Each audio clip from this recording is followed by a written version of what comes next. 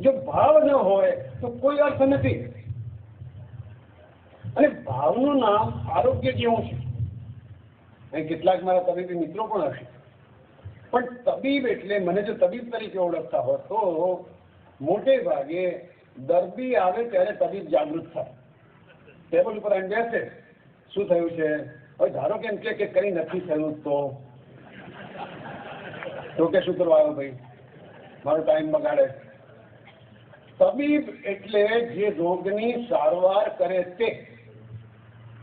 મારો મુખ્ય મંત્ર તબીબ જે જોઈ શકે છે એ માણસની અંદર આરોગ્ય કથળ્યું કેમ, વાય ઇઝ હી સિક, માંદો કેમ પડ્યો.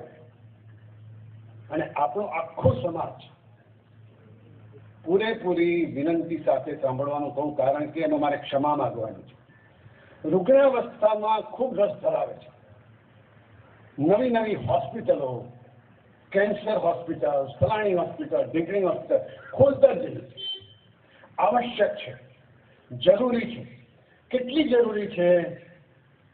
જવાબ એ છે, બે મિત્રો આવી જ કોઈ નદીના પટ ઉપર ફરવા નીકળ્યા.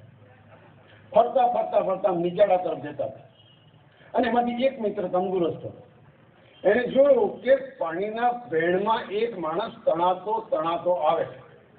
સ્વાભાવિક રીતે કૂદકો મારીને એણે એ માણસને બચાવીને બહાર કાઢ્યો અને આર્ટિફિશિયલ એક્સપ્રેશન આપ્યું અને એને પાછો તંદુરસ્ત કરીને પાણીને બહાર કાઢી નાખ્યો. થોડી વારે આગળ ચાલે, બીજો માણસ તણાતો આવ્યો છે. ફરીથી કૂદકો મારીને અંદર ગયા, ફરીથી પેલાને બચાવી દીધો. તાળીઓના ગડગડાટ. પણ પેલો બીજો જે માણસ હતો વિચારતો કે માણસો આવે છે ક્યાંથી, તો ઉપર જોયું તો એક એવી ગેલેરી હતી જ્યાં લોકો પ્રેક્ષકો નદી જોવા આવતા હતા. અને એક ગાંડો માણસ એ ગેલેરીમાંથી ઉપાડી નીચે નાખતો હતો. એટલે પેલા બે જણા દોડ્યા, પેલા ગાંડાને જબ્બે કર્યો અને પછી લોકો તણાતા બંધ થઈ ગયા. બોલો, આપણે આર્ટિફિશિયલ રેસ્પિરેશન કરવું જોઈએ કે ગાંડાને જબ્બે કરવો જોઈએ? પણ આપણે એવું કરીએ છીએ કે માંદા પડીએ, 108 આવે, આપણને લઈ જાય, ડાક્ટર સારવાર કરે, વેન્ટિલેટર ઉપર મૂકે, ડાક્ટર બચાવી લે. ધન્ય હો ડાક્ટર સાહેબ. મિત્રો, ગઈકાલે રાત્રે એક અકસ્માત આવેલી વિડીયો ક્લિપ હું જોતો હતો. મિલ્ખા સિંહનું નામ કેટલા સાંભળ્યું છે ભાઈ? Okay, first class. એ વિડીયો ક્લિપ જોઈ પણ હોય કદાચ, પણ હું રિપીટ એટલા માટે કરું કેટલાકે નહીં જોઈ. મિલ્ખા સિંહ અત્યારે 90+ છે, 90 ઉપરના છે.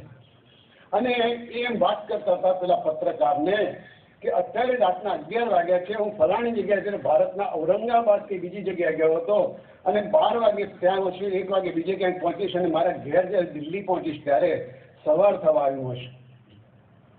અને જેવો ઘેર પહોંચીશ એટલે સવારે 5 વાગે ટ્રેક શૂટ પહેરીને દોડવા જઈશ.